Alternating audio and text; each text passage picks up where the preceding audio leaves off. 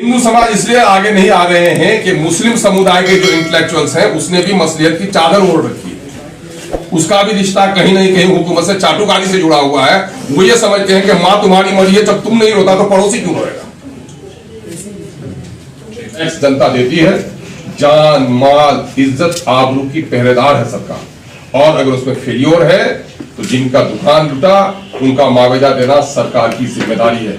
सरकार ऐलान करे कि तख्मीना करके तमाम लोगों को मुआवजा दिया जाए, जो लोग जख्मी हों उनका इलाज करा जाए, उनको मुआवजा दिया जाए।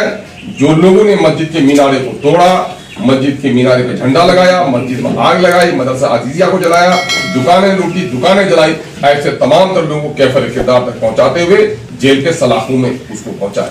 और हुकूमत गारंटी दे कि यहाँ दलितों को, अक़लियतों को, कमजोर तबके की जान माल इज्जत की तरफदारी होगी। अगर ये गारंटी देने के लिए सक्षम नहीं है लोग, तो इसके माने ये है कि गद्दी पर बैठने के लायक नहीं है लोग। इसलिए ये तमाम तबकों का मुतालबा है कि सरकार, और मुझे अफसोस इस बात पर है कि और मीडिया का तो क्या कहना, जिनको जो हुआ लिखा, लेकिन उर्दू मीडिया को कहा जाता है कि अक़लियतों का मीडिया है और अक़लियतों के मसाइल पर खुल के लिखता है। मुझे अफसोस है कि मीडिया वालों ने भी न जाने किस खौफ के मामले में, टेंडर के डर से कि उनको विज्ञापन नहीं मिलेगा, अगर चुप्पी साध ली तो आने वाले दिनों में यह कलम सूख जाएगा। हम बिहार की मीडिया तंजीमों को, शांति और सौहार्द पर विश्वास रखने वाले तमाम संगठनों को भी हम आगाह करना चाहते हैं, उनसे निवेदन करते हैं कि उठिए और बिहार को जलने से बचाइए। ये कमजोर शासक अपने दरमियान में शक्ति पैदा करें और फिरका परिस्थिति की जो आग लगाकर बिहार को तबाह करना चाह रहे हैं वो बिहार के हितैषी नहीं हो सकते हैं। ऐसी दुश्मन बीजेपी का कहना है कि उनके लोगों को पीटा जा रहा है और इसलिए अमित शाह का कार्यक्रम भी स्थगित करना पड़ा है। सरकार की साजिश है, 144 धारा लगा दी गई है वहाँ। सरकार पर जो इल्जाम लगेगा, सरकार पीटती है, पुलिस वाले पीटते हैं तो उनका इल्जाम वो जाने, लेकिन मैं दावे के साथ कहता हूँ कि पिछले 2 दशक से बिहार में जो घटनाक्रम हो रहा है और पूरे राज्य में हो रहा है, क्या मुस्लिम माइनॉरिटी के कोई बस्ती किसी के अंदर में हिम्मत होगी कि किसी पर पत्थर फेंके, कंकर फेंके? वो तो खौफ में जी रहे हैं। खौफ में जीने वाला अपने को बचाता है, वो दूसरों पर हाथ कभी नहीं उठा सकता। मैं दावे के साथ कह सकता हूँ, जितने मॉब लिंचिंग्स हो रहे हैं माइनॉरिटीज के हो रहे हैं, घर जलाए जा रहे हैं माइनॉरिटीज के जलाए जा रहे हैं, माइनॉरिटी पर जुल्म हो रहा है, सरकार चुप्पी साधे हुए, तो जो खौफ में जी रहा है वो कुछ ना कुछ करेगा। भाई वो प्रोग्राम किसी का भी कराए, माइनॉरिटी के लोग यहाँ गद्दी की लड़ाई नहीं लड़ते हैं। माइनॉरिटी के लोग 2 चीज की लड़ाई लड़ते हैं कि मेरे जान माल की हिफाजत हो और संविधान ने जो अधिकार मुझको दिया है वो अधिकार हमको मिले। ये गद्दी के लालच में जो लोग लड़ते हैं वही लोग सारे तमाशा करते हैं। इस तरह के मामला पे तेजस्वी यादव पहले ट्वीट करते थे नेता विपक्ष के, अभी नहीं कर ट्विटर को लोग उनको रिक्वेस्ट करते हैं कि इस मामले को बोला जाए, तो आप तेजस्वी के खिलाफ आंदोलन करेंगे, वहां जाएंगे या यहाँ मुलाकात करेंगे? नहीं, हम लोग तो जो स्थल है वहां पर जाएंगे। हम लोग के 2-3 दिन के प्रोग्राम तय हैं, हम लोग जा रहे हैं वहां पर भी। तेजस्वी के खिलाफ मुझे आंदोलन करने की क्या जरूरत है? जनता सब कुछ देख रही है।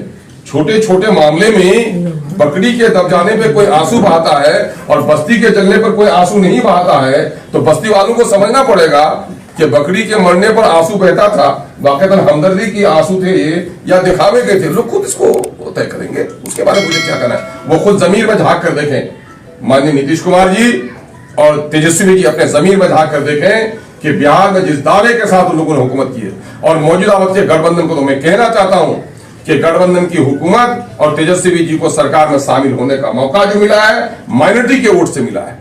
भले ही हमारे पार्टी को तोड़कर वो बने, लेकिन माइनॉरिटी के लोगों का समर्थन मिला है, तभी वो गद्दी पर बैठे हैं। और माइनॉरिटी के मामले में अगर यही चुप्पी रही तो मैं समझता हूं कि आगामी दिनों में स्वार्थ की राजनीति करने वालों का भला नहीं होगा। बजरंग दल और हिंदू विश्व परिषद का नाम इसमें आ रहा है, तो ऐसे संगठनों को बैन लगाने की मांग कर रहे हैं। भाई मैं कह रहा हूं कि डीजीपी की और आईजी की ऑल इंडिया मीटिंग हुई, जिसकी रिपोर्ट अमित शाह के सामने में होम मिनिस्ट्री की मीटिंग में पेश किया गया और इसमें इन संगठनों को नाम लिया गया, ये संगठन फसाद करने के लिए। और पूरा जो आप देखेंगे, मैं कह रहा हूं कि पिछले दिनों में एक बात आई कि सड़कों पर नमाज लोग पढ़ते हैं। आज मैं मुसलमानों को साधुवाद देता हूं कि सड़कों पर नमाज पढ़ना वैसे भी दुरुस्त नहीं है। हमारे जो उलमा हैं वो कहते रहे कि सड़कों पे तुम किसी का रास्ता रोक के नमाज नहीं पढ़ोगे, कुछ नादान है हमारे कर रहे थे, समेट किया है। लेकिन आप क्या कहेंगे, सरकार की दोगली पॉलिसी क्यों है? आज पिच रोड को पिच को खोद कर खंभे गाड़े गए, टेंट लगाए गए, कुर्सियां बिछाई गई, सड़कों को जाम किया गया। ये फिर दोहरा कैरेक्टर क्यों है? इस मुल्क में कानून सबके लिए बराबर है। इस मुल्क में वोट की कीमत अगर बराबर है तो लाशों की कीमत भी बराबर होनी चाहिए।